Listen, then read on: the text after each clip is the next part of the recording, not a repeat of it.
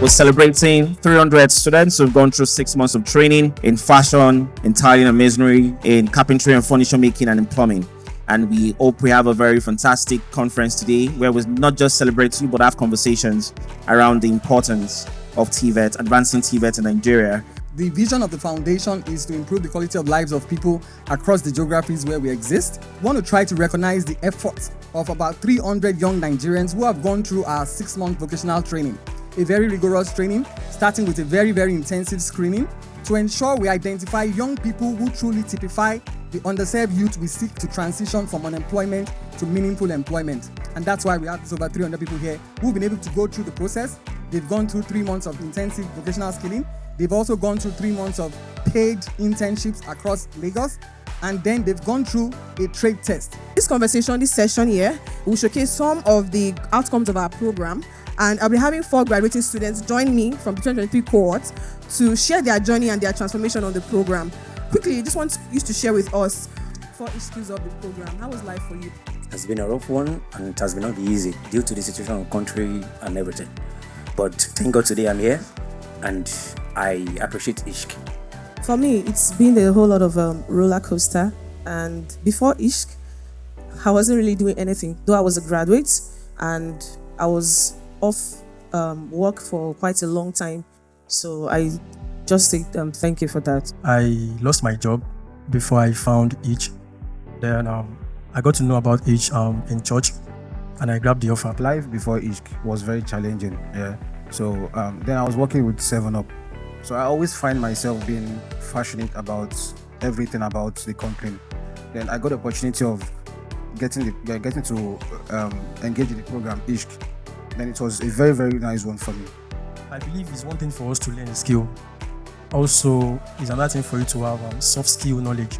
So during our soft skill one, I was able to learn emotional intelligence and like customer relation. During our soft skill one, I learned about ethics and communication. Because in this field, when you don't have communication, you are off the field. The takeaway was not having a fixed mindset.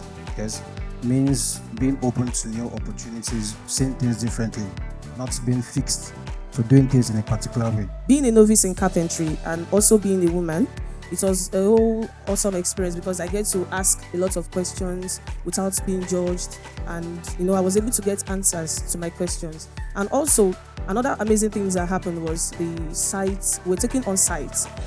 We're not just reduced to in-class learning or the center learning. Early last week, yes, I got my first contract that ran in 6 figures. We have a special guest in our midst, all right? We'd like to learn from her, hear from her, all right? And she has a good room message for us. Ladies and gentlemen, please, if your hands are not too busy, let's welcome the Permanent Secretary from the Ministry of Youth and Social Development, Mrs. Toyin Osoyitolo. If we want to build Lagos State, if we want to build Nigeria, our dear nation, we have to build the youth. Because statistics says that 60% of the population of our country, Nigeria, are between the ages of 18 and 35. So you are a very, very important resource. You're the future. You're that resource that will drive Nigeria to that beautiful Nigeria that we all think about, that we all dream about. Is the Lagos State government, are we where you want to be when it comes to youth development? Not yet. But are we determined? Are we committed to ensure that we reach every single youth? Yes, definitely. We are committed to doing that. Our panel this session, they are all practitioners, regulators, policymakers, and enforcers. The skills that students have do not match what they require. Some of the equipment, the students have never seen them before. And a lot of them know the theory, they do not know the practical. And we all know that technical skills needs practical experiences. When you bring in someone that is a novice, person is going to make a lot of mistakes. And at the end of the day, it's the employer that has to absorb that loss. So what employers try to do is to make a balance. We bring those who have the best of the very best, and that's the truth, so that it is plug and play. But at the same time, you also recognize the fact that you have a responsibility to the people around you, which is why you probably have corporate social responsibilities, and you have industry also supporting training centers around, paying for training, sponsorship, and providing internship opportunities. So I want to let us know that we are doing the two. But we also have to recognize that employers are in business to make profits and to minimize loss as much as possible. So when we are talking about standards, everyone is to align with the national occupational standard. Standard does not vary. There can be a standard in Yobe, another standard in Bayelsa, another standard in Kaduna. The standard in any state is the same in every state. But one thing we'll understand is that every learner takes after his master. If I want to set blocks, I can just make sure that the alignment is okay, and then when I get to the last course, that is when I'll put my plumb. But another person will say that, look, my guy said right from the first course, you're supposed to check the alignment and the top level and everything. So we have people trained by several master artisans, but what we are trying to achieve with the nurse is to maintain standards. Not that somebody will be working according to what his Oga taught him. We want everybody to work according to the standards agreed by practitioners in the industry. The professional bodies, they set their own standard. Yabatech set their own standard. The NDT now set a standard that all of them must meet with. Somebody who is a ND computer science at Lagos City Polytechnic now, and he wants to go to Kaduna Polytechnic for HND. Kaduna Polytechnic, if he has met the minimum standard set for that ND, some of the curriculum are obsolete. Before, our practice was to review after 5 years. And we've not, even that 5 years, we'll not be able to meet up with all. But I want to assure you, there's no week that one curriculum is not being reviewed in MDT. Technical education and this skill we are talking is above this kind of theory. We've learned theory much in our life. We want to see it practical. Begin to operate a lathe machine. Then we are doing it, turning it and saying, no, that's not the way. Because we are developing skill. What is the age of industry? In the sense that somebody that finished technical college, they're supposed to enter into the industry and they acquire more knowledge on the job training. The industry now, they're looking for the best. If they cannot bring somebody that acquired a little skill in building, the industry will now improve the person. The industry is now waiting. Let the person be an expert and we will pay him. Well, fellow Nigerians, is the industry performing 10?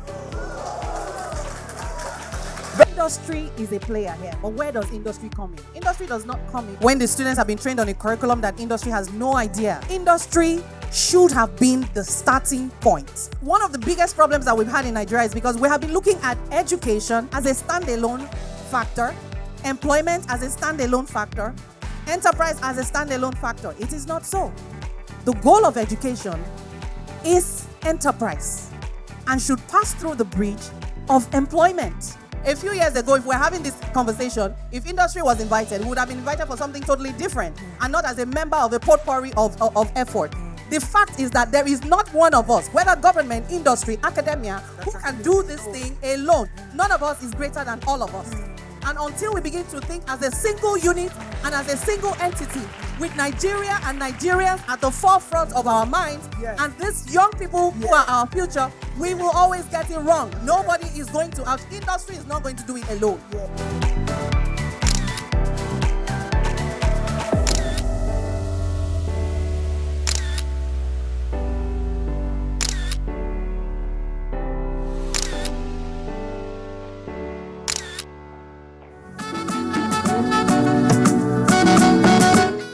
It's not easy to have gone through the journey of over 6 months plus. So I told you that we're going to appreciate and award some of you who showed dedication, resilience, attitude, character, and interest in the skill trade you're learning. So these are the recipients of Ishk Award of Excellence. These are the outstanding students from carpentry, for the masonry and tiling. And finally, the outstanding students from fashion. Are you ready?